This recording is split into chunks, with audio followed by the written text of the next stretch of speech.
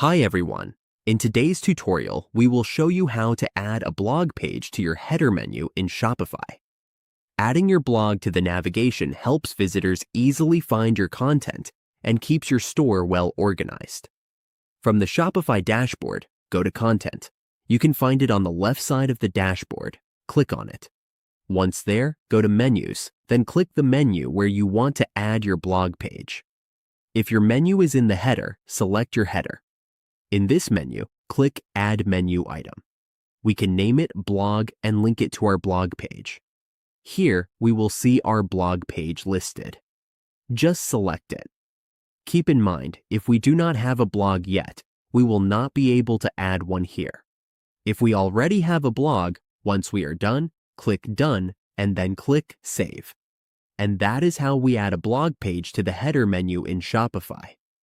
This makes our content easy to find and helps keep visitors engaged.